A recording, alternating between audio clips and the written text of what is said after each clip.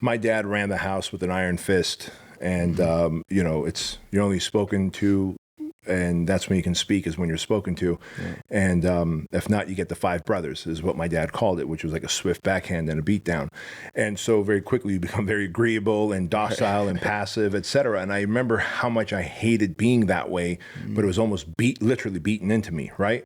And so then you grow up and you are agreeable with people, and you agree to things that you don't really even want to agree with. Like, hey, let's go do this. Like, oh, all right.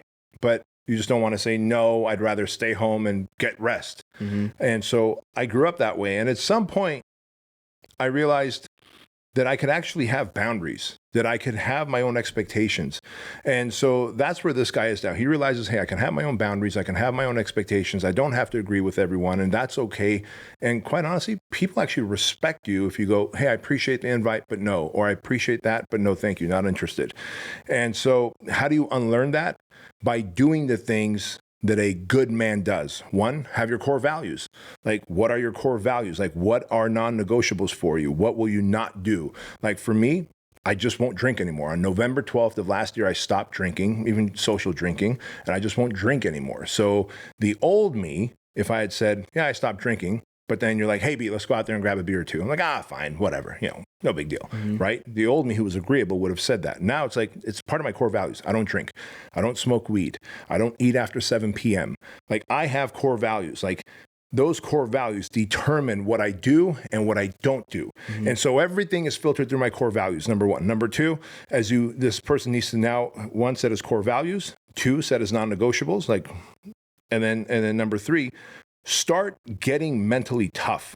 When you're mentally tough, you begin to create this barrier around your mind and your heart where people can't force you to do anything. And so the way you get mentally tough is by doing hard stuff. So I would recommend he go to bedroskoulian.com/challenge, do that marathon challenge, the free 6-week marathon training. And at the end of it, run that marathon. Like, I created that to create men who want to be mentally tough.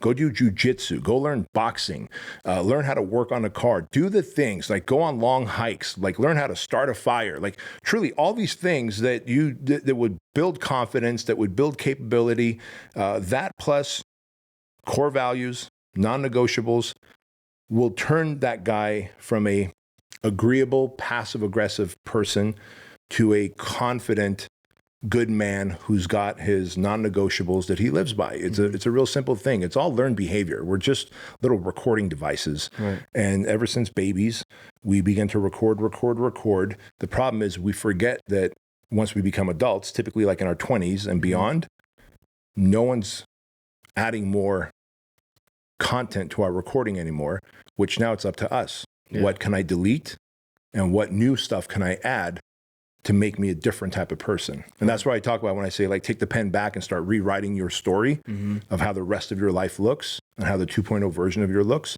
Like, that's really it.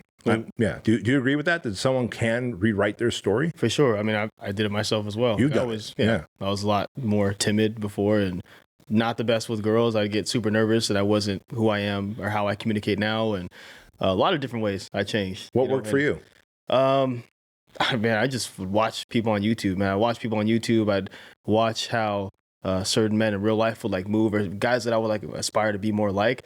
How do they move? How do they talk? How do they, dress? Like, it kind of was a whole package, like I'd look up to them style wise or, how they articulate themselves, whatever it was. And I just take bits and pieces from this person, that person.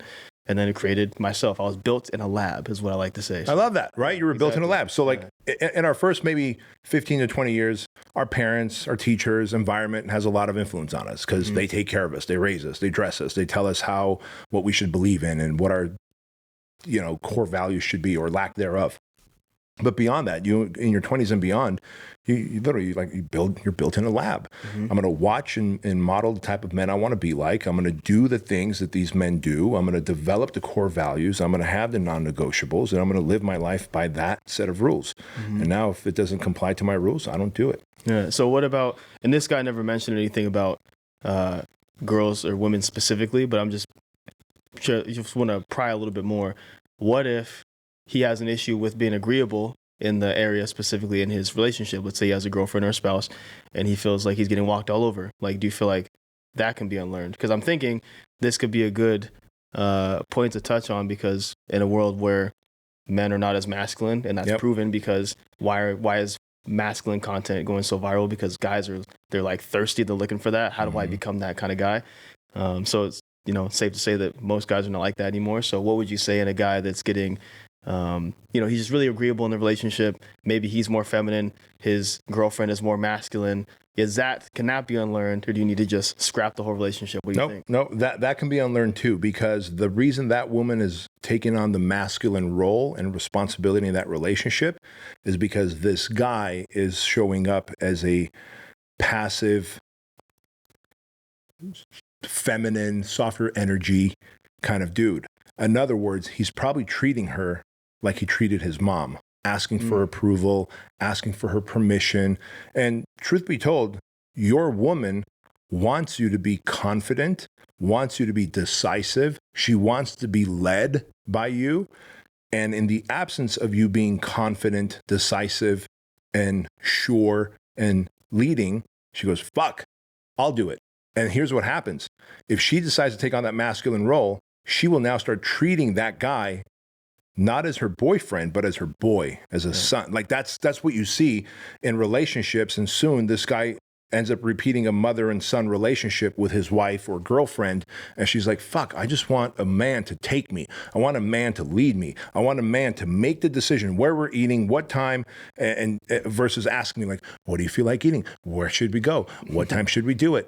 Are you okay? I'm just checking in on you. Like, fuck, like be a man. And if you can't, she'll take on that masculine energy, therefore then treating you like her son. And then you begin to resent her because you want a woman, but you haven't treated her like a woman, because as a woman, she wants to be led. She wants to be, she wants a man who's decisive, who's courageous, who's strong, who's got honor, like all these things that we talk about on the show.